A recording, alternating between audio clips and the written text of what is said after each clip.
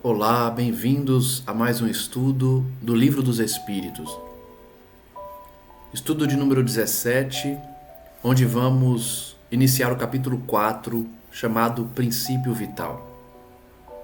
Como já sabemos, essa obra foi codificada por Allan Kardec e as suas perguntas à espiritualidade foram respondidas à medida que ele avançava nos assuntos mais urgentes para a época e que até hoje são atuais. Já passamos pela definição de Deus, pelos elementos que existem no universo, sobre a criação, os primeiros organismos celulares, os primeiros sinais de vida, a primeira civilização humana. E no último estudo nós vimos os comentários de Kardec sobre as revelações bíblicas e que merecem uma visão moderna acompanhada da ciência, onde a religião deve caminhar para e passo com os avanços da tecnologia, as revelações das diversas ciências, para desvendarmos a origem do mundo, a nossa própria origem, a origem das civilizações e assim compreender as verdades eternas. Hoje, portanto, prosseguiremos com esse capítulo 4, intitulado Princípio Vital. O primeiro item do capítulo é intitulado Seres Orgânicos e Inorgânicos, na mesma linha que já vamos seguindo para compreender como os primeiros corpos se formaram. As primeiras explicações já foram dadas pela espiritualidade em relação ao fluido cósmico universal e como nós, enquanto espíritos individualizados, nos utilizamos desse princípio, desse fluido cósmico de origem divina e que preenche todo o universo, hoje estudado pela ciência da física quântica como matéria escura, ainda no princípio desse desvendar. Formamos, por consequência, os primeiros corpos, depois de formado o perispírito que irá ditar a formação do corpo orgânico. Vejamos então os comentários de Kardec e posteriormente as suas perguntas feitas à espiritualidade a fim de revelar a origem dos seres orgânicos e inorgânicos, a vida e a morte, a inteligência e o instinto. Kardec nos diz: os seres orgânicos são os que têm em si uma fonte de atividade íntima que lhes dá a vida. Portanto, ser orgânico diferencia do ser inanimado, que não possui essa vida, não possui o que nós vamos estudar aqui como princípio vital, que anima e dá vida ao ser. Nascem, crescem, reproduzem-se por si mesmos e morrem. São providos de órgãos especiais para a execução dos diferentes atos da vida, órgãos esses apropriados às necessidades que a conservação própria lhes impõe. Nessa classe estão compreendidos os homens, os animais e as plantas. Então, a primeira divisão que a gente compreende entre seres orgânicos e inorgânicos é que os orgânicos, como os animais, as plantas e os homens, possuem essa vida própria, esse princípio que anima, se movimenta, nasce, cresce, reproduz e morre. Já os seres inorgânicos são todos os que carecem de vitalidade, de movimentos próprios e que se formam apenas pela agregação da matéria. Tais são os minerais, a água, o ar e etc.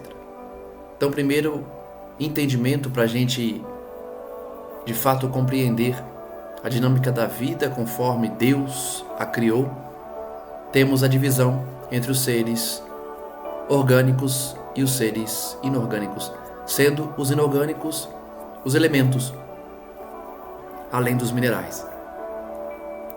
Pergunta número 60 de Kardec aos espíritos: é a mesma a força que une os elementos da matéria nos corpos orgânicos e nos inorgânicos?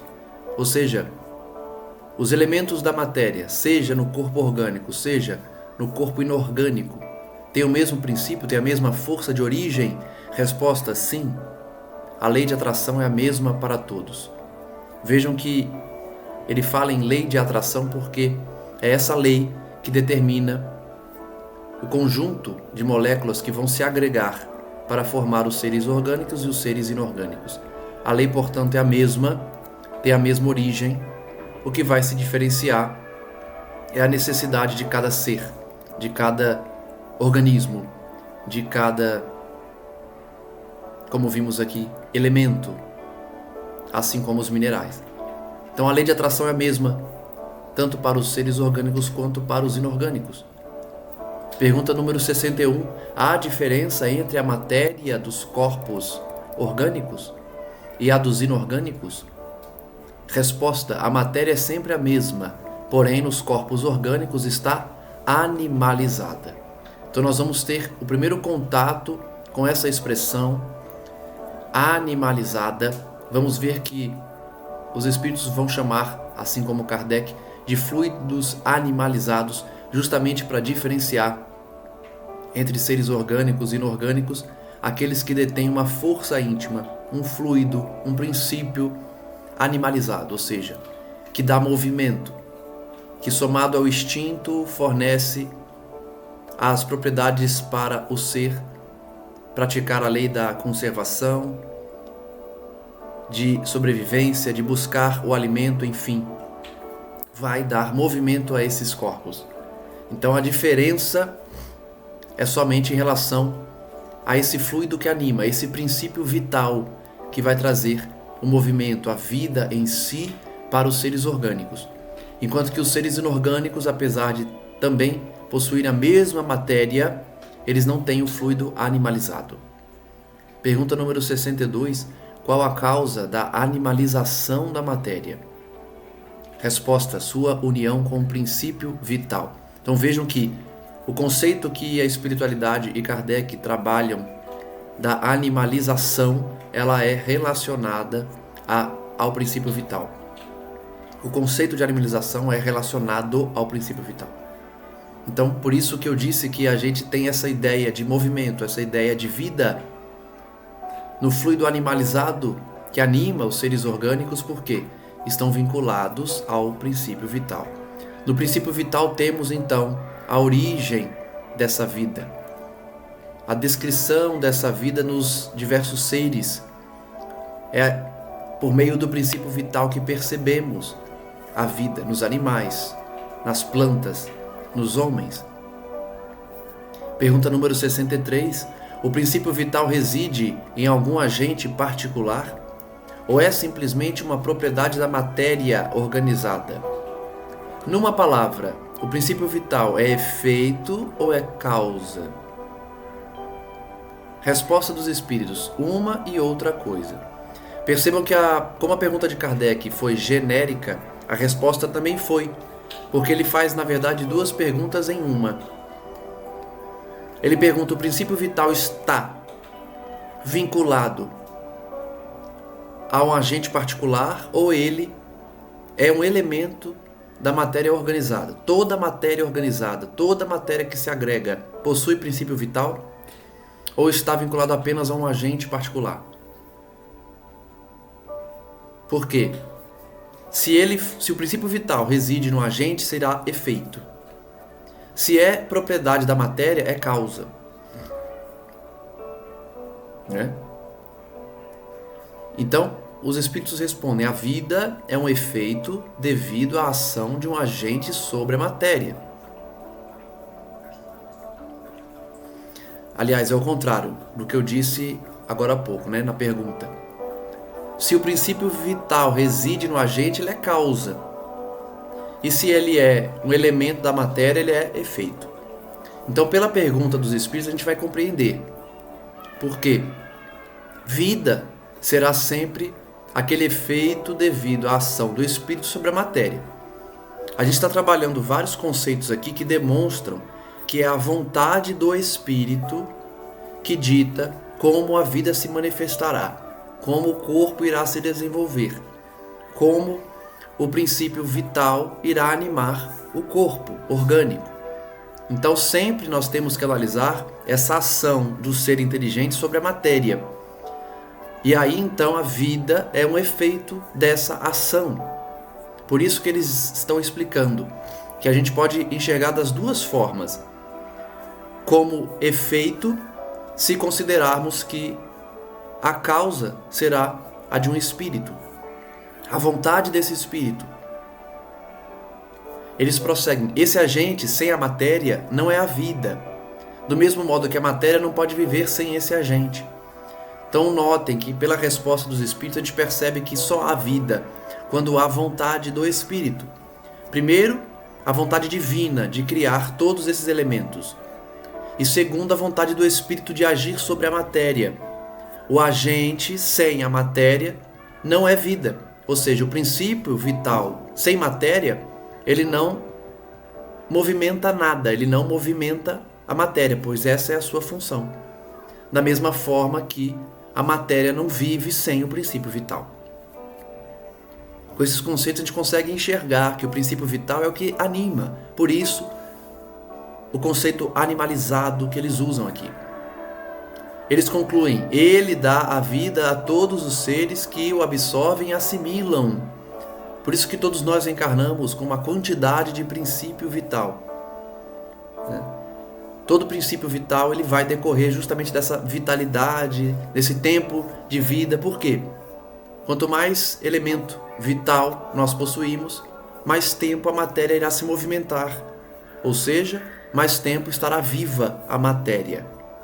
Então, pela resposta dos espíritos, a gente entende que um elemento depende do outro para se manifestar. A matéria depende do princípio vital, assim como o princípio vital depende da matéria, porque é como se fosse o sangue, é como se circulasse nessa matéria dando vida a ela.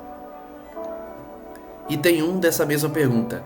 Vimos que o espírito e a matéria são dois elementos constitutivos do universo.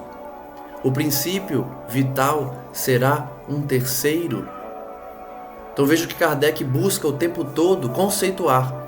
E nós já estudamos aqui que foi de forma didática que a espiritualidade dividiu os elementos do universo, Deus, Espírito e matéria, incluindo aí na matéria, no conceito de matéria, tudo que não for espírito. Logo, o princípio vital é como se fosse uma manifestação dessa matéria. Mas vamos ver a resposta dos espíritos. É, sem dúvida, um dos elementos necessários à constituição do universo, mas que também tem sua origem na matéria universal modificada. Nós já estudamos aqui o que é matéria universal modificada. É justamente o fluido cósmico universal, o fluido que dá origem a tudo no universo que nós conseguimos perceber pelos nossos sentidos e que ainda iremos perceber no futuro, pelo desenvolvimento de outros sentidos. Logo, o princípio vital também tem origem no fluido cósmico universal. Por isso, nós podemos enquadrar no conceito de elemento geral do universo, matéria. Apesar do princípio vital ser um elemento necessário para o universo se constituir, ele tem sua origem no fluido cósmico. Tudo que tem origem no fluido cósmico universal, de forma didática, nós conceituamos como matéria. Eles prosseguem, é para vós um elemento, como o oxigênio e hidrogênio, que entretanto não são elementos primitivos, pois que tudo isso deriva de um só princípio. Então eles concluem dizendo a mesma coisa, que é tudo elemento, como oxigênio, hidrogênio, princípio vital, são elementos, mas que não são elementos primitivos. E de novo, primitivo não no sentido de atrasado, primitivo no sentido de origem, de princípio, de primeiro. O elemento primeiro, o elemento como princípio é o fluido cósmico universal. Todos os demais elementos originam-se dele e por isso não se confundem com ele. Todos os elementos derivam do fluido cósmico. Essa resposta foi apenas para demonstrar a Kardec que o elemento vital, o princípio vital, é um elemento derivado do fluido cósmico, assim como toda matéria. Letra A. Parece resultar daí que a vitalidade não tem seu princípio num agente primitivo distinto, e sim numa propriedade especial da matéria universal devido a certas modificações. Os espíritos confirmam essa conclusão de Kardec dizendo, e isto é consequência do que dissemos. Por quê? Kardec está apenas concluindo o que os espíritos já responderam. O princípio vital, a vitalidade que anima os corpos orgânicos, não tem o seu princípio, não tem a sua origem num agente diverso daquele que conhecemos e chamamos como fluido cósmico universal. A vitalidade não se origina de outro elemento primitivo, e sim do fluido cósmico universal. Pergunta número 65. O princípio vital reside em algum dos corpos que conhecemos?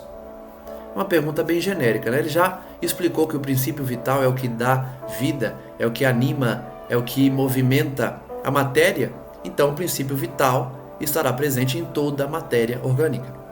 Resposta dos espíritos. O princípio vital tem por fonte o fluido universal. Repete, portanto, a resposta da questão anterior. É o que chamais fluido magnético ou fluido elétrico animalizado.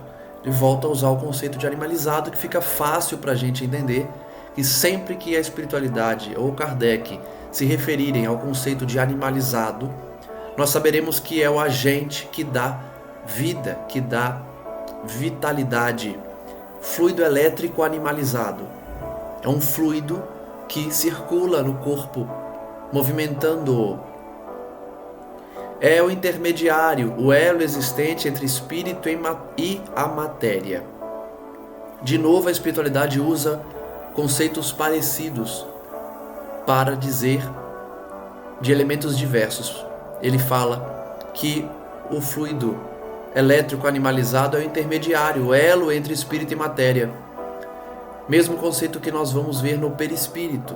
Por quê? O perispírito nada mais é que esse elemento também absorvido do fluido cósmico, ou seja, tem o mesmo agente primitivo na origem e que vai ser o elo entre a matéria e o espírito. Vai ser a forma pela qual o espírito interage com a matéria, uma vez encarnado. O fluido elétrico animalizado, portanto, vai derivar desse movimento, dessa vitalidade que circula nos corpos físicos e que, por sua vez, também se comunica com o perispírito, porque estão todos mergulhados no mesmo elemento de fluido cósmico universal. Pergunta número 66. O princípio vital é um só para todos os seres orgânicos? Pergunta interessante. O princípio vital é um só para todos? Resposta: sim. Modificado segundo as espécies. Então nós teremos 3 princípios vitais. O princípio vital dos animais, o princípio vital das plantas e o princípio vital dos homens, do reino hominal. Logicamente, precisam ser constituídos de elementos diferentes, não é? Porque são reinos diferentes. Eles prosseguem, é ele que lhes dá movimento e atividade e os distingue da matéria inerte, porquanto o movimento da matéria não é a vida. Esse movimento ela o recebe, não o dá. Então, novamente, nós vemos o mesmo conceito que trabalhamos desde o início. Matéria inerte não tem fluido elétrico animalizado, não tem princípio vital. É o princípio vital que dá movimento, que dá atividade, como eu falei nos conceitos iniciais. Esse princípio, portanto, será diferente em diferentes reinos e a matéria sempre será movimentada pelo princípio vital. Pergunta número 67. A vitalidade é atributo permanente do agente vital ou se desenvolve tão só pelo funcionamento dos órgãos? Kardec procurou cobrir tudo. Vejam que a pergunta parece falar da mesma coisa, mas a gente percebe que são conceitos diferentes. Vitalidade é atributo permanente de nós, agentes vitais, humanos, animais e plantas? É atributo permanente ou se desenvolve à medida que os órgãos vão funcionando? Resposta dos espíritos: ela não se desenvolve senão com o corpo. Não dissemos que esse agente sem a matéria não é a vida? A união dos dois é necessária para produzir a vida. Então eles voltam para uma resposta anterior, em que o princípio vital sozinho não dá vida, não é vida. E a matéria sozinha também não. É preciso a união do princípio vital com a matéria Por isso, à medida que a matéria se desenvolve, o princípio vital se desenvolve também. A resposta, portanto, é essa. Os órgãos vão se formando, o princípio vital vai animando esses órgãos. Um depende do outro. Letra A. Poder-se-á dizer que a vitalidade se acha em estado latente quando o agente vital não está unido ao corpo? Resposta: sim, é isso. Então vejam que Kardec concluiu nos dando a resposta definitiva, em que a gente vai perceber o espírito como agente, o corpo físico e a vitalidade, ou o princípio vital. São esses três elementos que se unem para manifestar a vida. Então, enquanto não há a junção do espírito com a matéria, o princípio vital fica latente, fica adormecido, fica inerte. Quando o agente vital, que é o espírito, é o ser que, por sua vontade, começa a animar esse corpo, aí sim o princípio vital vai se manifestar. E eu não digo que o agente vital é apenas o espírito, por quê?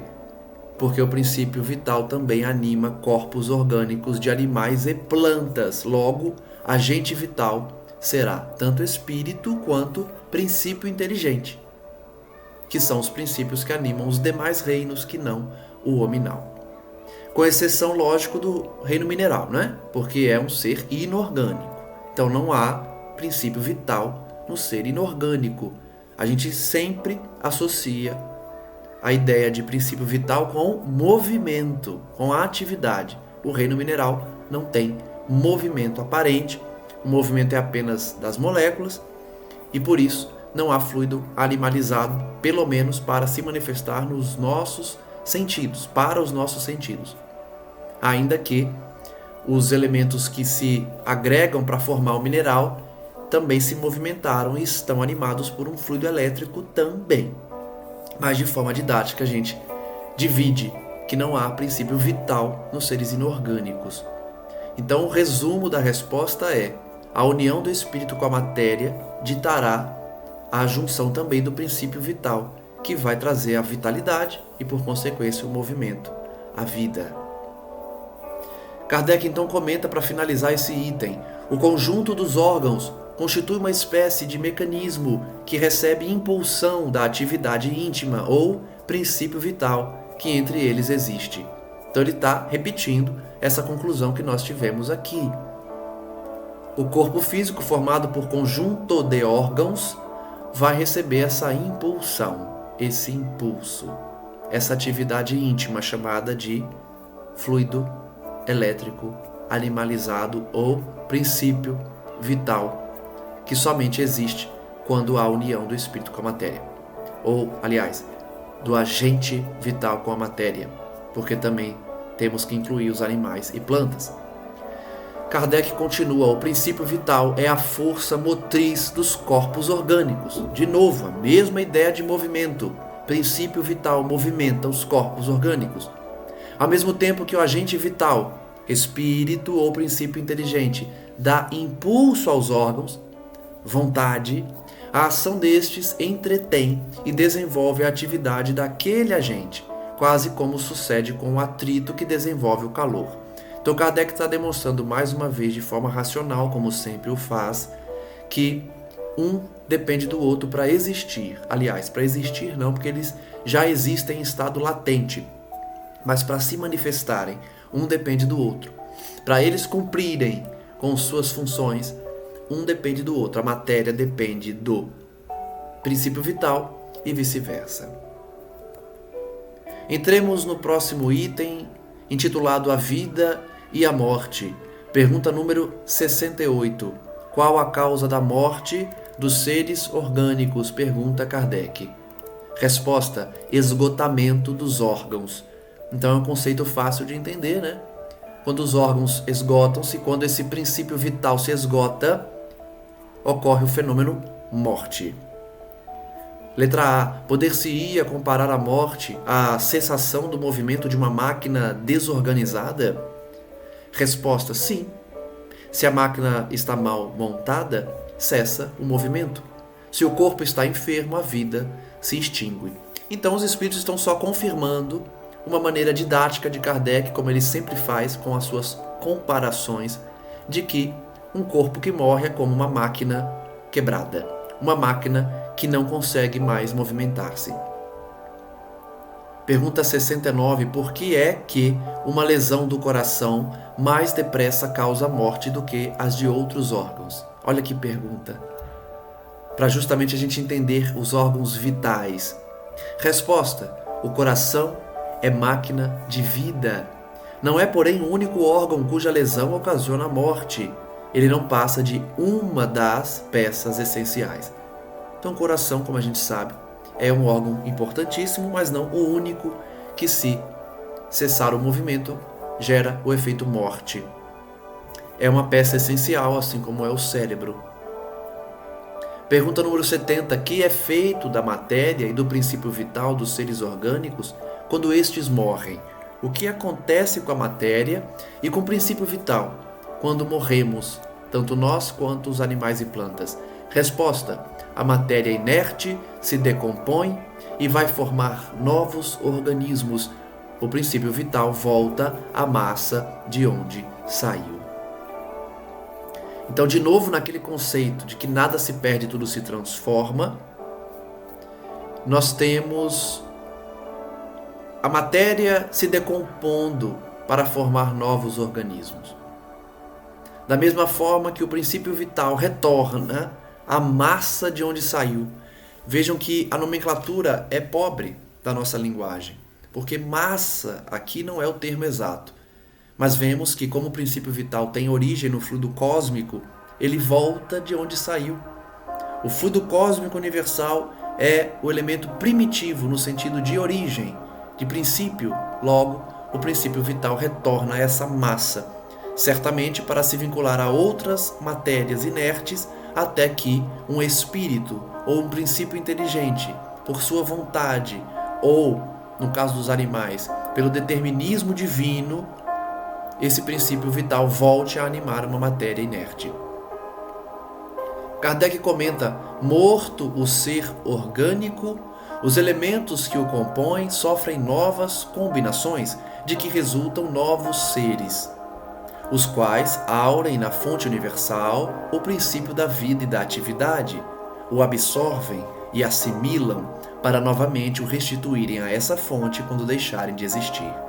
Kardec acabou de ditar o roteiro do que eu falei agora há pouco, do que acontece quando morremos, em que esse princípio retorna para essa massa e, à medida que outros seres vão se vinculando à matéria, esse princípio vital anima essa matéria, dando vida, dando atividade, dando movimento. Outro comentário de Kardec: os órgãos se impregnam, por assim dizer, desse fluido vital, e esse fluido dá a todas as partes do organismo uma atividade que as põe em comunicação entre si nos casos de certas lesões e normaliza as funções momentaneamente perturbadas. Kardec já está começando a falar de como os nossos órgãos estão repletos de princípio vital, de energia vital, e à medida que um órgão adoenta, fica adoentado, à medida que um órgão perde a sua capacidade, seja por um ferimento, seja por uma lesão ou doença, outros órgãos em que o fluido elétrico, esse princípio vital, está circulando, ele pode normalizar as funções, transferindo-se para esse órgão doente. E aí nós vamos estudar o efeito da oração na cura, o efeito da vontade do indivíduo, a vida que ele leva, o sentimento que ele mantém dentro do coração, os pensamentos, os hábitos. Tudo isso vai ditar a saúde do corpo físico. E nós podemos enxergar o princípio vital agindo, sendo absorvido para que uma máquina orgânica continue a funcionar. Ele prossegue: mas quando os elementos essenciais ao funcionamento dos órgãos estão destruídos ou muito profundamente alterados, o fluido vital se torna impotente, para lhes transmitir o movimento da vida e o ser morre.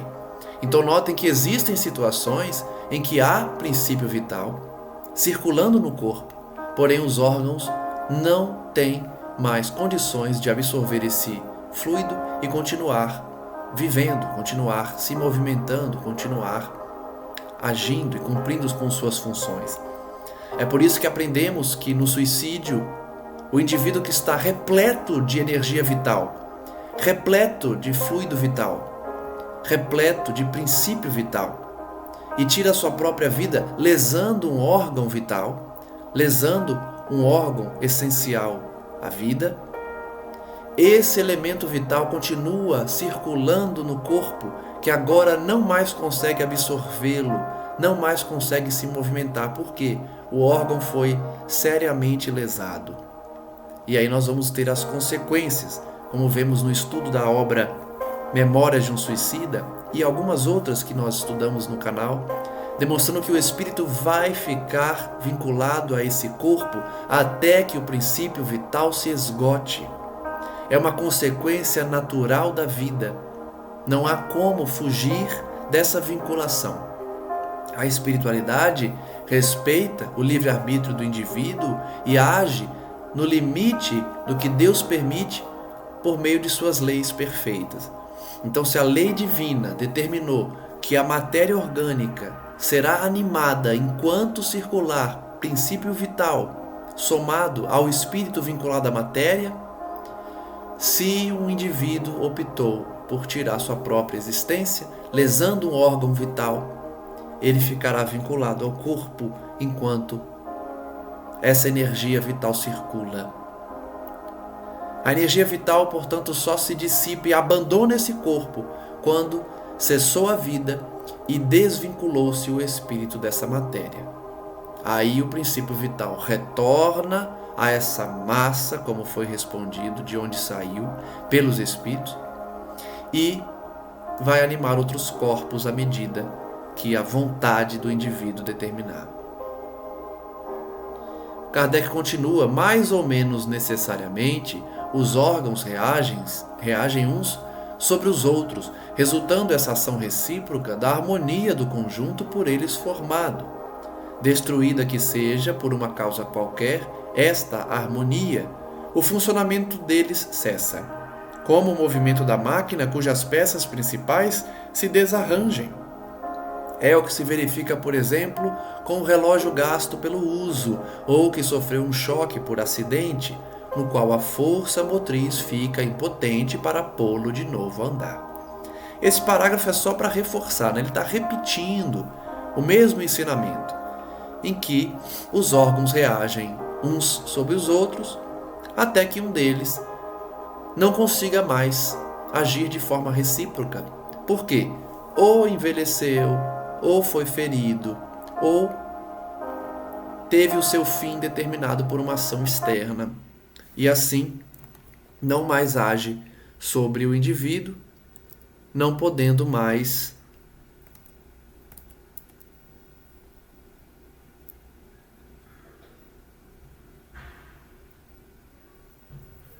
animar nem manter aquele órgão vivo.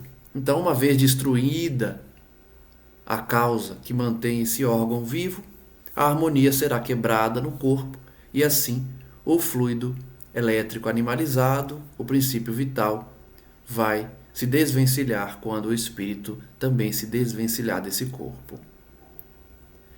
Kardec continua: num aparelho elétrico, temos imagem mais exata da vida e da morte. Esse aparelho, como todos os corpos da natureza, contém eletricidade em estado latente. Os fenômenos elétricos, porém, não se produzem senão quando o fluido é posto em atividade por uma causa especial. Poder-se-ia então dizer que o aparelho está vivo. Vindo a cessar a causa da atividade, cessa o fenômeno. Então, mais uma vez, Kardec demonstra de forma lógica, fazendo uma comparação, como ele fez com o relógio, ele fala do elemento elétrico. Por isso vai chamar o princípio vital como o fluido elétrico animalizado. Por quê? Quando apertamos o interruptor, por exemplo, a eletricidade que está latente acende a lâmpada. ele faz esse mesmo movimento para explicar como funciona a circulação do elemento vital, do princípio vital, né? Esse elemento elétrico, esse fluido elétrico vai se movimentar enquanto há uma causa, enquanto há um movimento que determina essa ação. Da mesma forma que o aparelho elétrico, ele liga quando nós assim determinamos e desliga quando essa causa cessa. O aparelho volta ao estado de inércia. Os corpos orgânicos são, assim, uma espécie de pilhas ou aparelhos elétricos, nos quais a atividade do fluido determina o fenômeno da vida. A cessação dessa atividade causa a morte. Então, é uma maneira bem fácil, bem didática de entender que o nosso corpo orgânico, assim como o corpo orgânico dos animais e das plantas, é uma espécie de pilha ou de aparelho elétrico, onde o elemento vital, esse fluido, vai determinar o fenômeno vida pelo movimento, e quando esse fluido cessa, ou o órgão cessa e não consegue mais absorver o fluido, a vida vai se extinguir. Kardec ainda comenta: a quantidade de fluido vital não é absoluta em todos os seres orgânicos. Eu já falei aqui que cada um reencarna com uma quantidade de fluido vital, de princípio vital. Então, a quantidade não é a mesma, varia segundo as espécies e não é constante, quer em cada indivíduo, quer nos indivíduos de uma espécie. Nós já vimos agora há pouco que o fluido vital, ele é diferente, a sua propriedade é diferente a depender do reino. Ele tem uma propriedade específica para o reino animal, tem uma propriedade específica para o reino vegetal e tem uma propriedade específica para o reino hominal. E dentro de cada reino também a quantidade vai variar. Vai depender das espécies, vai depender do indivíduo. No caso dos humanos, né, da raça humana, dos espíritos já individualizados, quando reencarnamos, a quantidade de fluido vital vai depender da programação reencarnatória de cada um. Por isso que ele diz: alguns se acham, por assim dizer, saturados desse fluido, enquanto outros o possuem em quantidade apenas suficiente. Daí, para alguns, vida mais ativa, mais tenaz e, de certo modo, superabundante. É com esses conceitos que a gente começa a entender por que certos indivíduos vêm com esse elemento vital mais ativo, mais tenaz, mais presente, enquanto outros têm menor quantidade. E, além disso, quem tem maior quantidade pode exercer mediunidade de cura, por exemplo, se assim o tiver, se assim o possuir, da mesma forma que o magnetismo vai ser determinado, ou então vai ser compreendido pela quantidade de fluido elétrico animalizado que o indivíduo possui. Certamente, o elemento vital deve influenciar no fenômeno também magnético. Mas o importante é a gente entender que essa quantidade de fluido vital é variável. Ele diz: a quantidade de fluido vital se esgota, pode tornar-se insuficiente para a conservação da vida se não for renovada pela absorção e assimilação das substâncias que o contêm. Então já falamos aqui, né? Esse elemento vital se esgota, o princípio vital, o fluido vital se esgota, não conseguindo mais conservar a vida se não for renovada. E aí ele dá a dica, né? Que durante a vida, durante a nossa existência, nós podemos absorver elemento vital. Podemos absorver, assimilar fluido vital. O fluido vital pode ser renovado. Então nós vamos ver aí pessoas que, pela programação reencarnatória, já deveriam ter desencarnado, mas ganham a chamada moratória, ganham mais tempo no plano físico. E aí a espiritualidade superior, que sabe manipular os elementos, vai manipular o fluido cósmico para gerar o fluido elétrico animalizado, ou princípio vital, a fim de dar mais reservas, maiores reservas ao indivíduo. E, por consequência, esse fluido vital vai continuar animando esse corpo físico, esse corpo orgânico. Kardec conclui, então: o fluido vital se transmite de um indivíduo a outro. Por isso eu falei da mediunidade de cura, do médium passista, por exemplo, que doa o seu fluido vital. Aquele que o tiver em maior porção pode dá-lo a um que o tenha de menos e, em certos casos, prolongar a vida, prestes a extinguir-se. Isso acontece o tempo todo, tá? Isso acontece muito, diariamente, em pessoas mais jovens que doam, sem perceber, fluido vital para idosos que estão à beira da morte, por exemplo. Vivem mais tempo, porque existe ali uma doação ativa de um ser que tem maior elemento vital, tem maior quantidade. Passemos então a mais um item, que eu acredito que é o último item desse capítulo, intitulado Inteligência e Instinto. Pergunta número 71. A inteligência é atributo do princípio vital? Então vejam que essa pergunta é importante porque, trabalhando os conceitos de princípio vital, de fluido cósmico universal, nós vamos entendendo quais são derivados da vontade do Espírito, quais são elementos primitivos do universo, quais podem ser determinados como inteligentes ou não.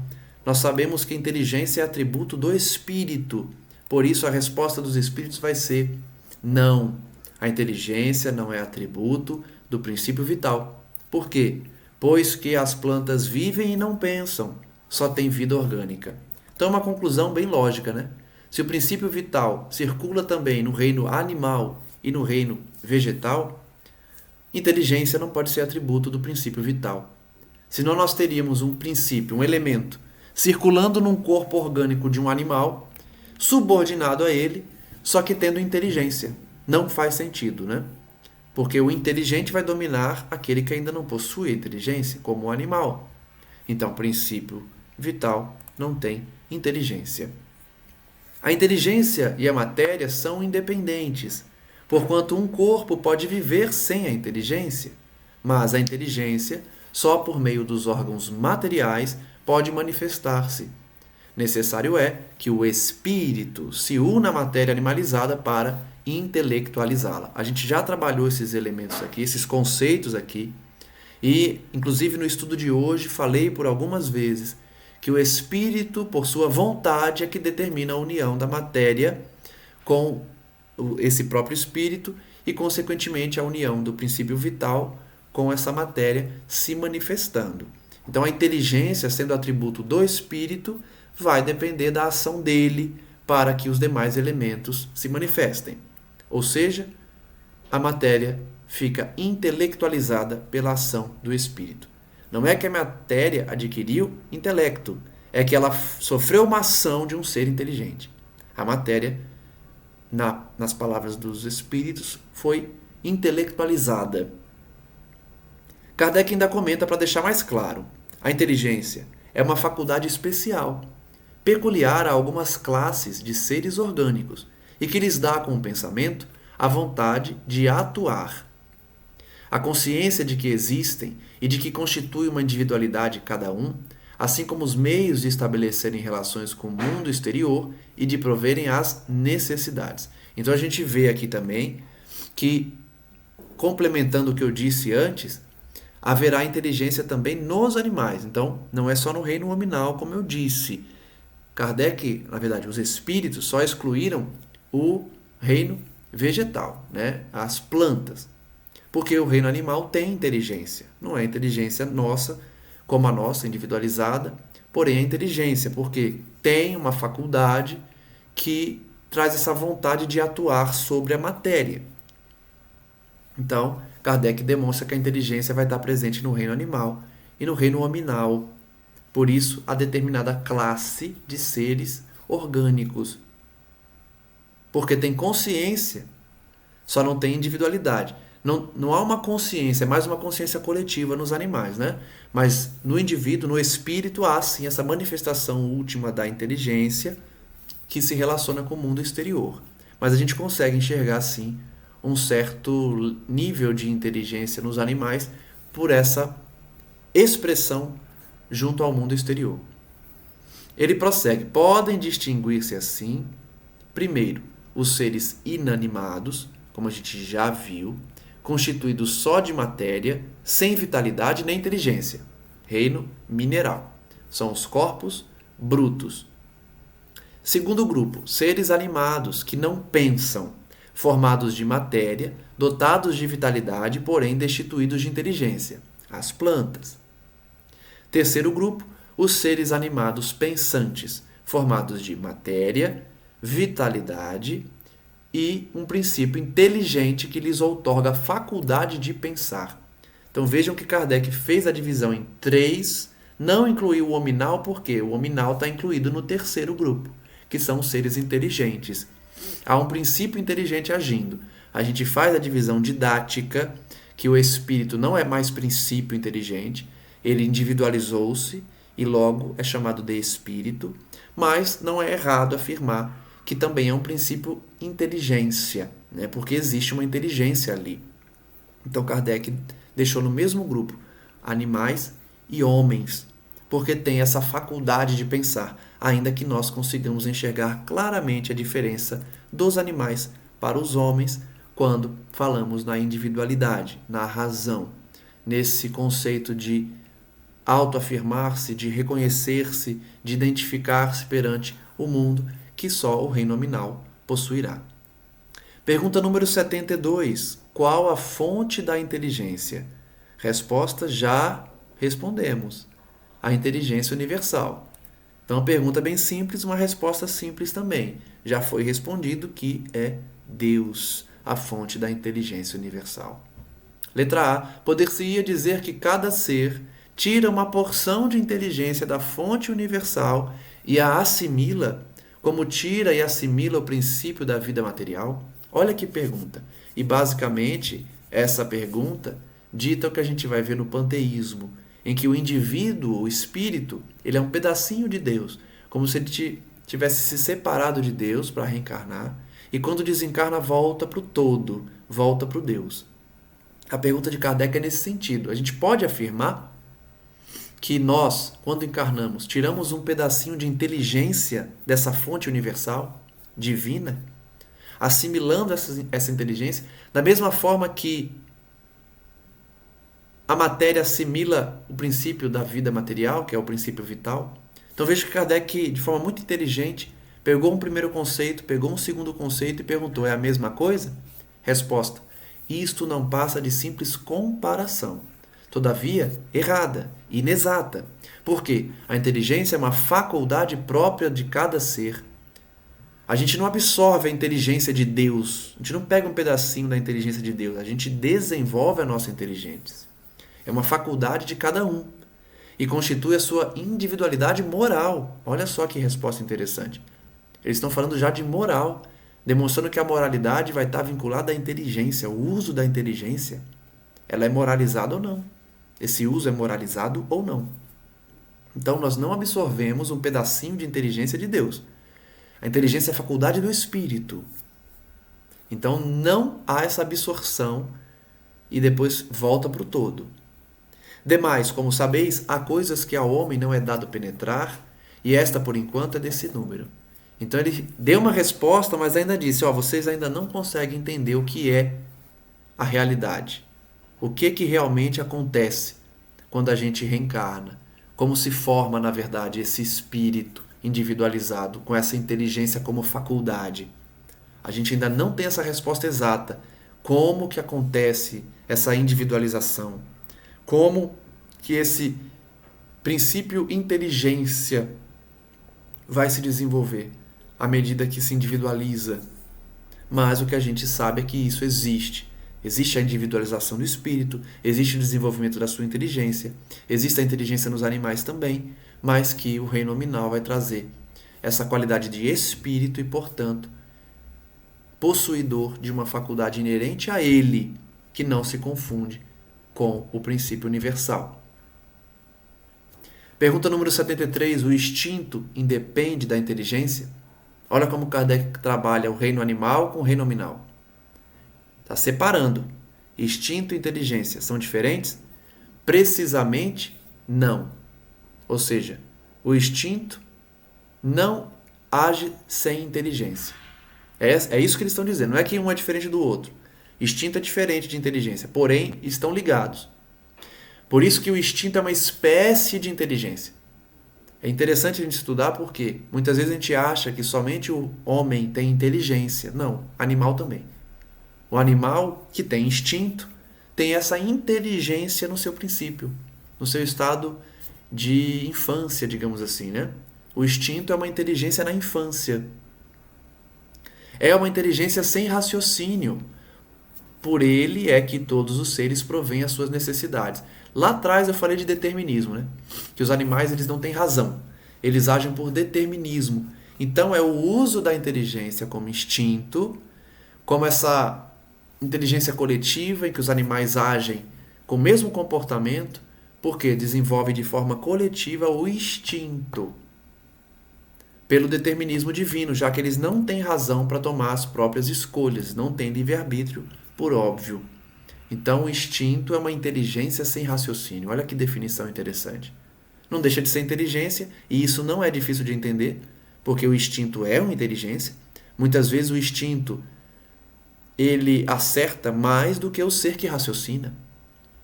O instinto de sobrevivência, por exemplo, dos animais, muitas vezes salva a vida deles em que o homem morreria, porque o homem vai pensar, vai raciocinar, tem um conhecimento que ainda não absorveu, que ainda não teve, e com isso morre. E aí o instinto, muitas vezes, que é uma espécie de inteligência, pode determinar a vida de um ser, né? Diante de um perigo.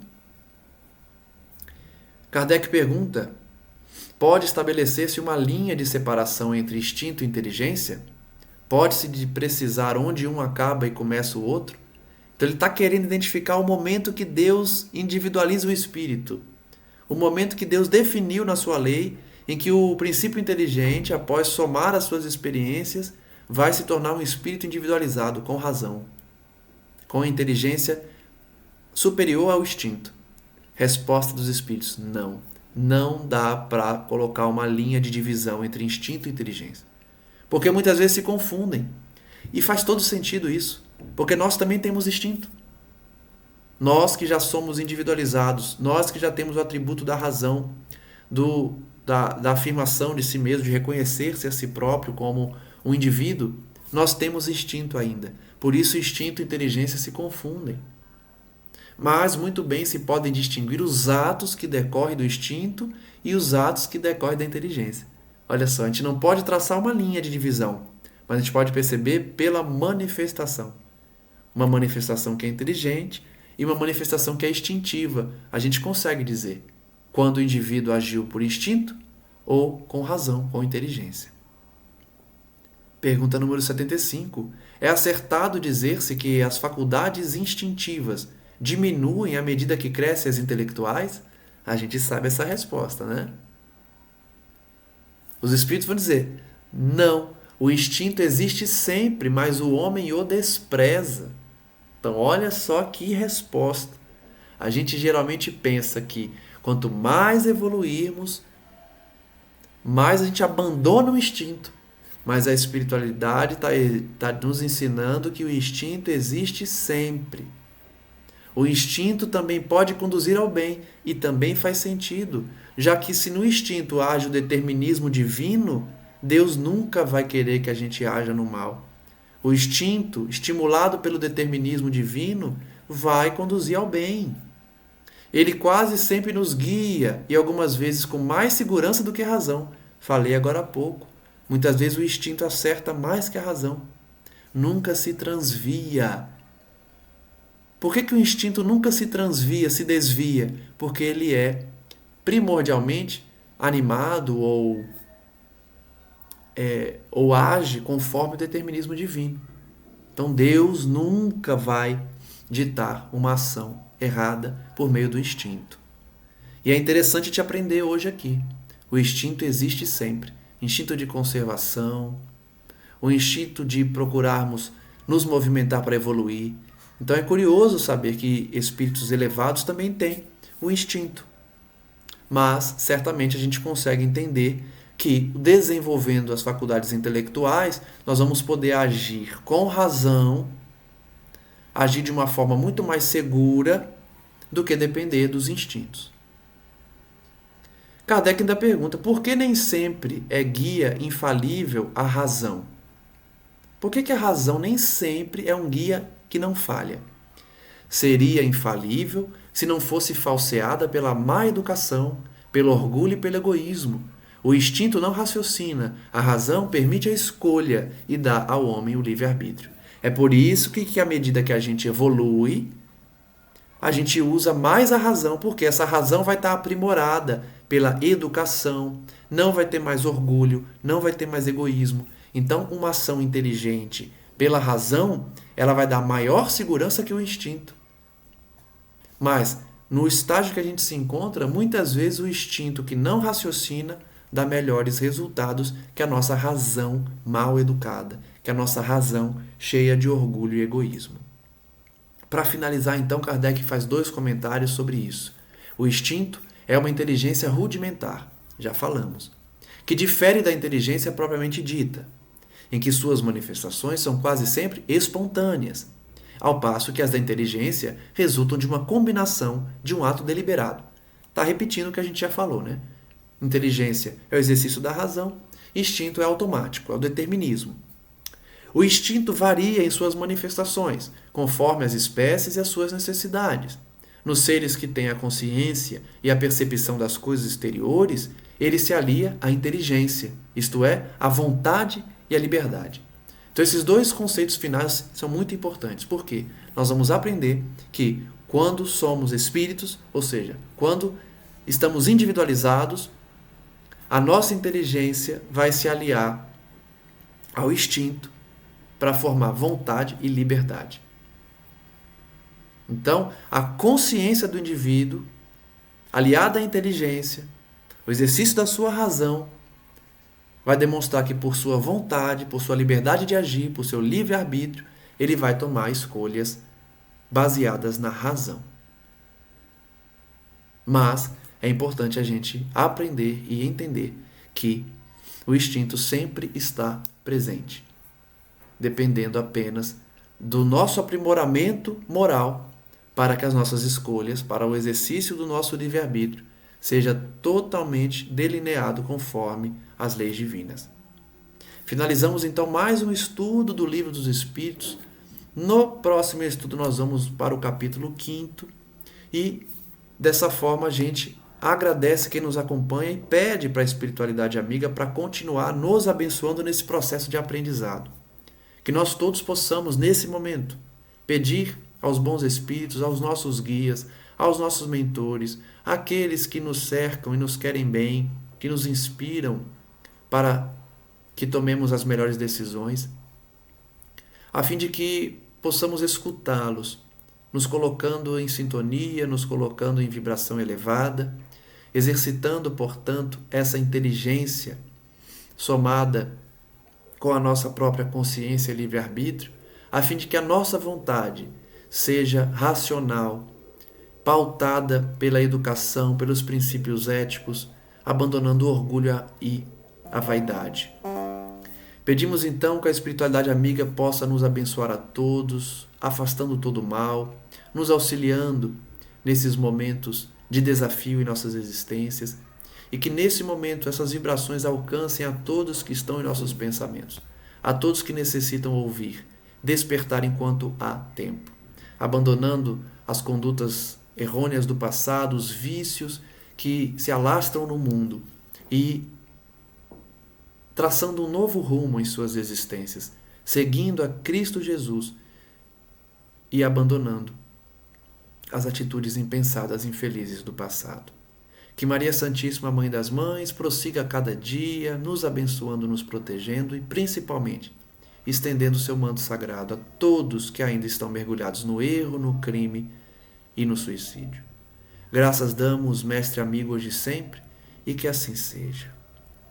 Muito obrigado mais uma vez a todos e que a paz de nosso Senhor possa abençoar e proteger a cada um. Um abraço e até o próximo estudo.